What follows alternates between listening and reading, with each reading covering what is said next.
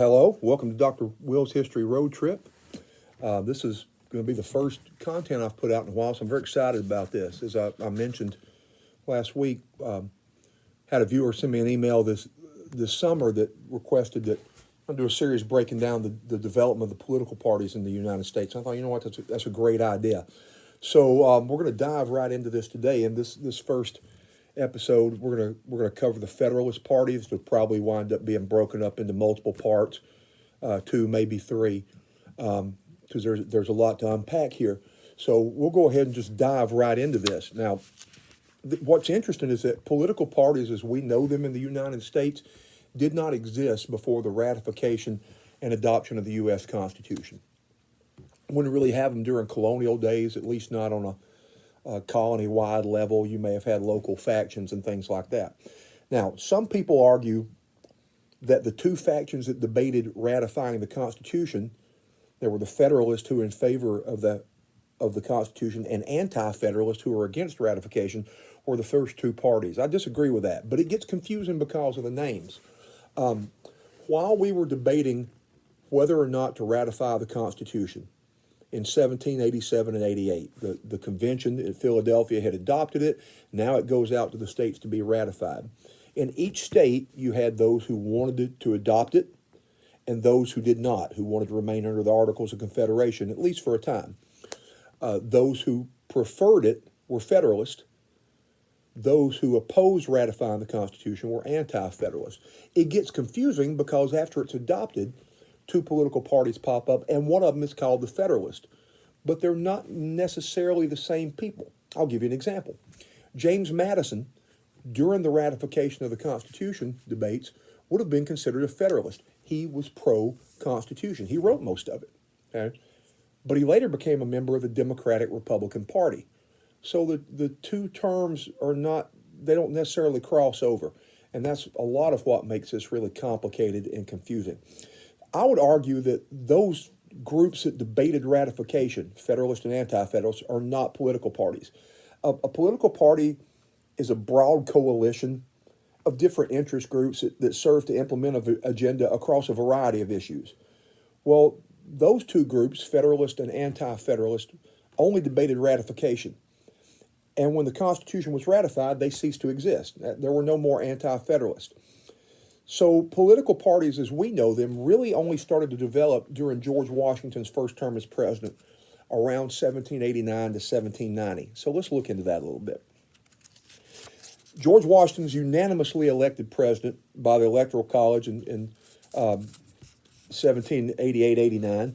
He was inaugurated in New York City in April of 1789, and Washington picked an all-star cast to be his first cabinet. His Secretary of State was fellow Virginian Thomas Jefferson. Secretary of War was his revolutionary comrade, Henry Knox. And Secretary of Treasury was another revolutionary compatriot named Alexander Hamilton.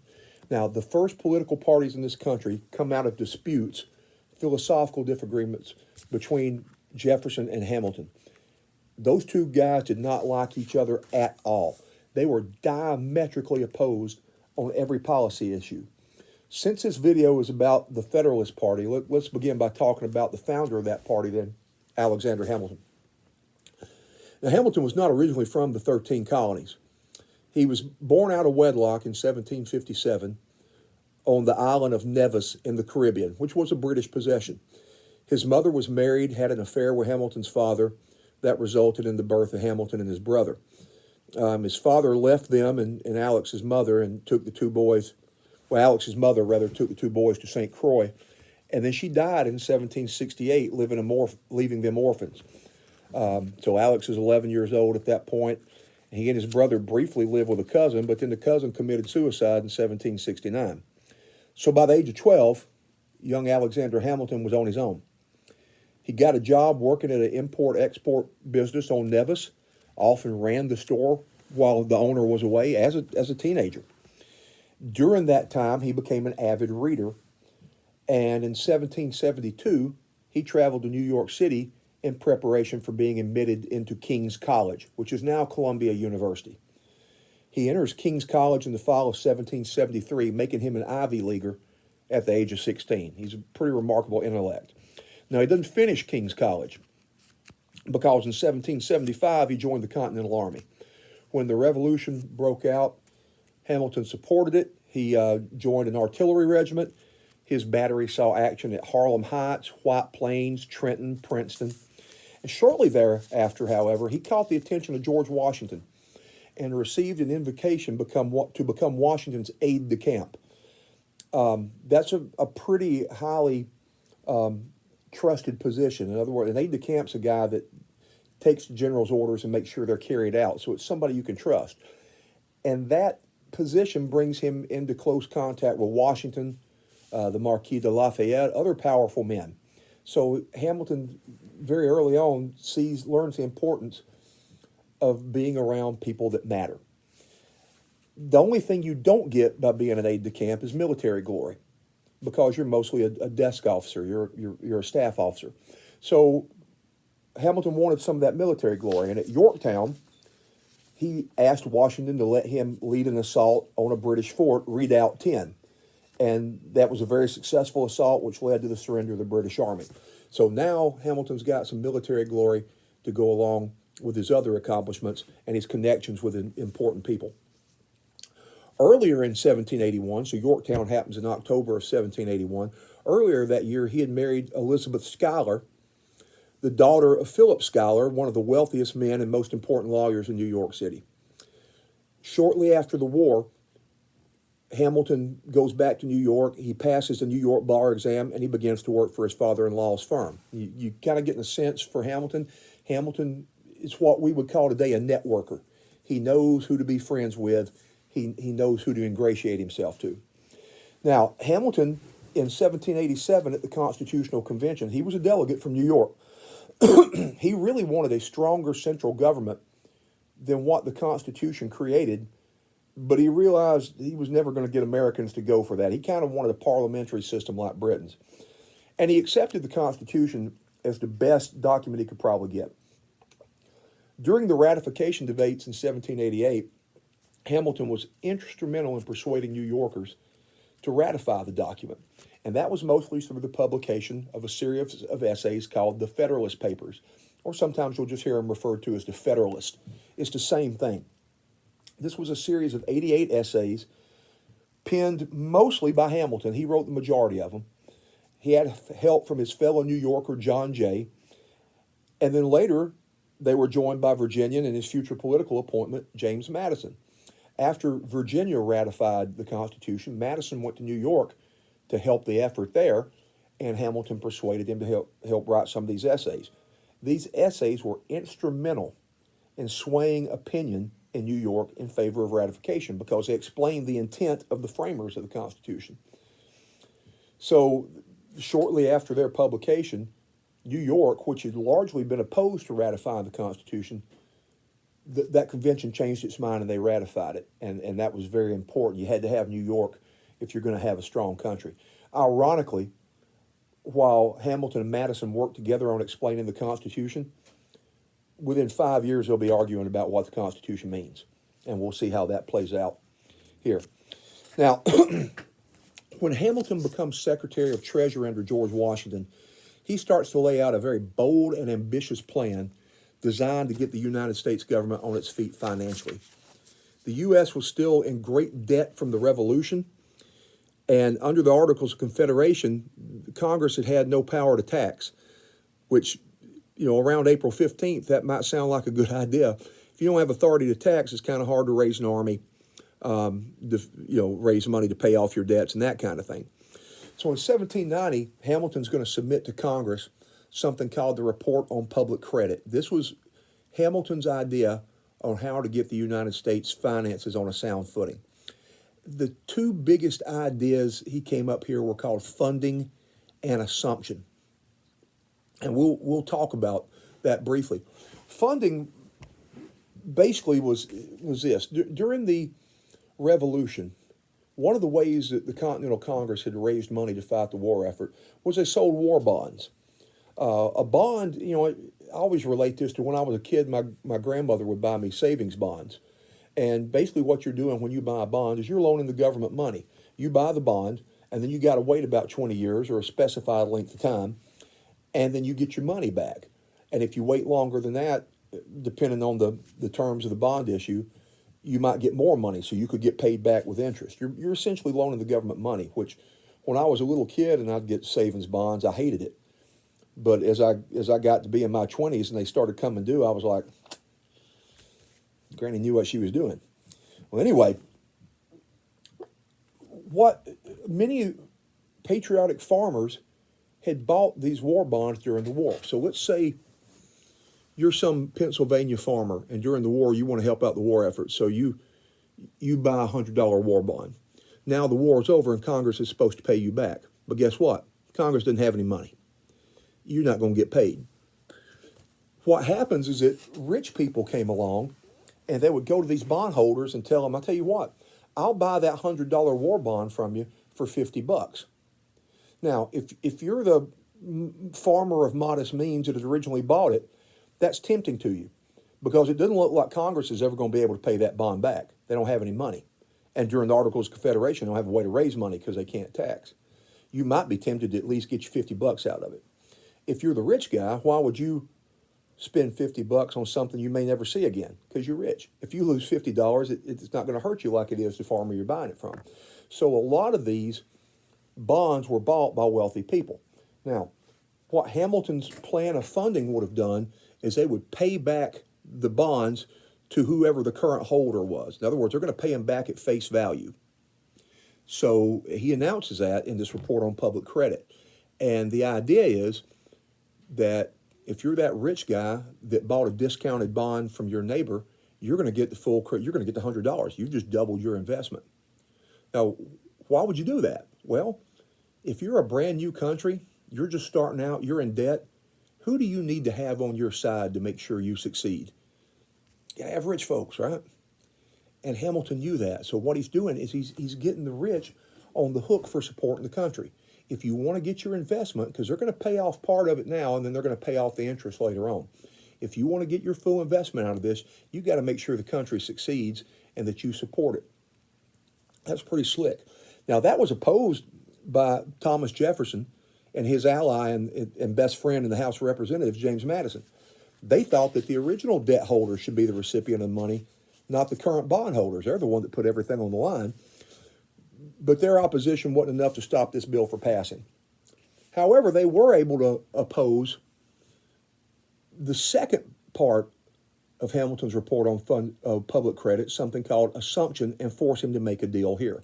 Let's talk about assumption. What we mean by assume and assumption here in this context is assuming state debts. In addition to the national government going into debt during the Revolution, most of the states had done the same thing. They had gone into debt. They had borrowed money to pay their militia to fight the war effort. Well, now the war is over, and many of these states can't pay their debts off. What Hamilton proposes to do is for the federal government to assume state debts. So, for example, if you're New York and you haven't paid your debts off yet, don't sweat it. Congress will pay that debt for you, and you don't have to pay it. Now, the principle is similar to that of funding. In other words, if this new country is going to work, the states have to be on board with it too. If the states don't support it, it's not going to work. Well, one way to get the states to support it is to pay their debts. I mean, you probably talked me into doing a lot of things if you agree to pay some of my bills within reason. Well, anyway, this time it's going to be opposed. It's opposed by Jefferson and Madison, and it's opposed by many Southerners because many of the Southern states had already paid their debts off. And so when they looked at this, they said, wait a minute, this isn't right. We've paid our debts off, and nobody helped us. Why should we have to pay the debts of those northern states? And in a sense, it's similar to the current debate over student loan forgiveness. So this time, Jefferson and Madison were able to muster enough opposition to stop this bill, and they forced Hamilton to make a deal. The way Jefferson tells it's one day he encounters Hamilton walking down the streets of Philadelphia, which is where they originally had the capital in New York, moved it to Philadelphia. They're planning on building another one. And Hamilton looks down and despondent, and Jefferson says, what's wrong with you? And he basically says, well, you buddy Madison's blocking my assumption bill. And he said, I tell you what, why don't we get together, we'll have dinner at my place, I'll invite Jimmy, you come over, and we'll talk about it. And apparently, at this dinner in 1790, they struck a deal. What they agreed to do, Madison agreed to withdraw his opposition to the assumption, he's going to stand aside and let it pass, in exchange for Hamilton's support for putting a national capital in the South. They were debating on where to build a national capital at this point. Jefferson, Madison wanted it as close to Virginia as possible. So Hamilton agreed to that. Assumption passes, and then later the location of the national capital is located where District of Columbia is today, on the north bank of the Potomac River in Maryland, which we wouldn't consider Maryland the South today, but in the 1790s it was considered South because it was a slave state. And it's pretty close to where Jefferson and Madison both live. So if you ever wondered why D.C. is where it is, that's why it's where it is, okay? All right, that's important because that's going to be the last time that Jefferson and Madison on one hand and Hamilton on the other cooperate on anything and compromise about anything, okay? The philosophical divide between the two camps is going to get really wide in 1791. In 1791, Hamilton issues something called a report on a national bank. This is going to lead to a serious philosophical disagreement with Jefferson and Madison. Hamilton believed that in order for the nation to have sound finances, you needed a national bank, what they later called the Bank of the United States. This bank would be a place where the U.S. government could deposit funds, they could borrow money at low interest rates, that kind of thing. It wouldn't totally own the bank. It would be owned mostly by private investors, but the government would have a small stake in it, okay? Jefferson opposes this completely because Jefferson said it's not constitutional. Jefferson believed in an interpretation of the Constitution called strict construction. And just to put that simply, what it means is if it ain't in the Constitution, you can't do it. If it's not spelled out in plain language in the Constitution, you can't do it. Well, there's nothing in the Constitution about a national bank. So in Jefferson's view of things, it's not constitutional, it's not legal. We don't have the authority to do it. Now, Hamilton, unsurprisingly, had the polar opposite view of that. His view becomes known as loose construction. Loose construction basically means, doesn't say we can't do it, and it sort of implies that we can. And Hamilton would point to the clause in the Constitution we come to know as the elastic clause, or sometimes you'll hear it called the implied powers clause, which says Congress shall have all power necessary to carry out its assigned duties. Well, Hamilton's argument was, well, one of Congress's duties is established in the nation's finances, and it's necessary and proper, which is the language in the clause, it's necessary and proper to have a national bank to do that. Okay? So this issue is where the parties really split, okay, over strict construction, over loose construction. Hamilton and his supporters in favor of loose construction become known as Federalist. And the Federalists, they stand for more national power as opposed to that of the states. They stand for, they really would like to see the United States become less agrarian and more commercial, more like Britain, where you've got banking and commerce and some industry and that kind of thing. Their opponents, led by Jefferson and Madison and their supporters, become known as Republicans or Jeffersonian Republicans. Eventually they become Democratic Republicans. Now this is not the origin of the modern Republican Party. It's going to go through several iterations before we get there, but we'll get to that. But the issue of a national bank is really what splits politics in this country into two parties. Hamilton and his supporters, Federalist. Jefferson, Madison, their supporters, Democratic Republicans. Now, the Federalists tended to be strong in the Northeast, New England especially, also New York, but that's not universally so. In the early days of the Republic, there was a strong Federalist presence in South Carolina. Many South Carolina politicians were Federalist, and there was a pocket of Federalist support in the Piedmont and North Carolina as well. Democratic Republicans tended to be strongest in the South, which makes sense. That's where Jefferson and Madison are from, Virginia. But again, that's not universally true. They were also pretty popular in New York too, as we'll see later on. So that's the issue that really starts dividing these two parties. Foreign affairs is also going to play a role in the development of political parties, and it's mostly going to come over the French Revolution. French Revolution starts in 1789. It's a watershed moment. I don't have time to get into the ins and outs of the French Revolution. We might be able to do that at some point. But when France overthrew their king and tried to set up a republic in the late 1780s, early 1790s, Jefferson and his supporters were generally supportive of it at first. Jefferson had been an ambassador to France.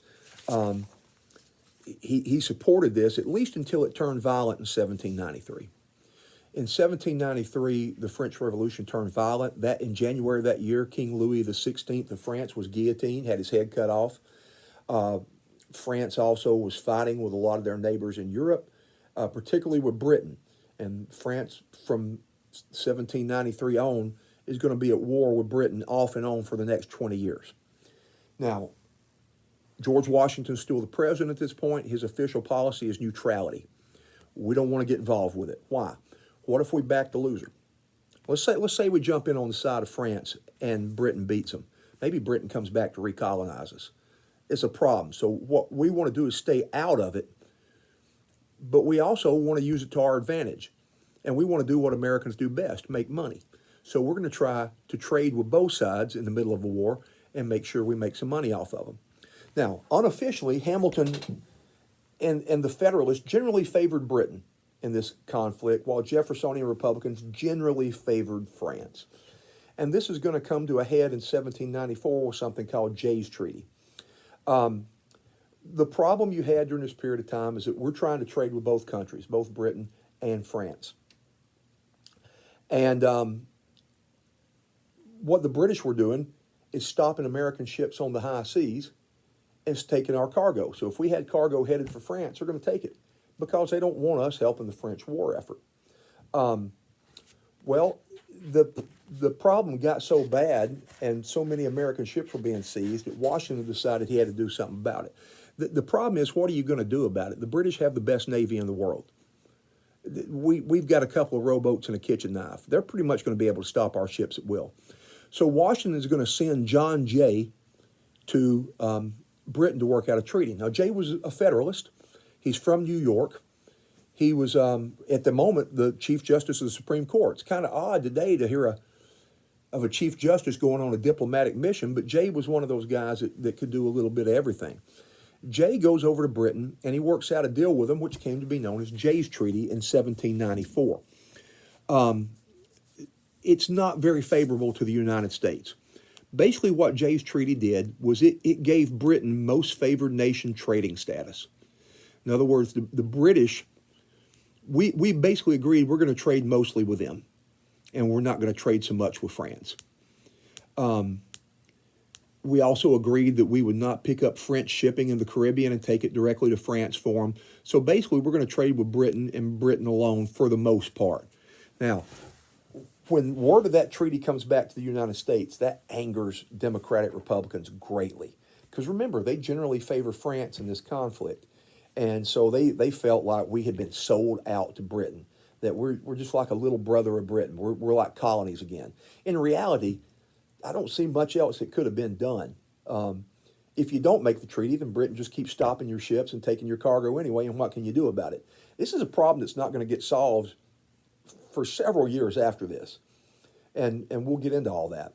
But Jay's Treaty divides the parties even further. Again, Federalists generally liked it. Democratic Republicans despised it. John Jay even said, when he got back to the United States and this treaty became public, he acknowledged how unpopular it was. He said he could have walked the length of the country at night and had every step of his way lit by the fires of people burning him in effigy. People burned John Jay in effigy. They made dummies out of him and set them on fire. Pretty strong way to tell somebody you don't like them. Okay? So that's another thing that divides the parties even further. We're going to stop right there. We're going to carry on with part 2 next time. Until then, I'll see you guys on the road. I hope you enjoyed this edition of Dr. Will's History Road Trip. If you like what I'm doing and want to continue following, please subscribe to my channel and click the notification button so you'll get updates when I post new content. Also, please consider supporting me via PayPal, Venmo, or CashApp. Your support will enable me to go to interesting places and film them and talk about them with you. Feel free to suggest locations that you might like to see me visit in the comments below. Thank you very much, and I'll see you on the road.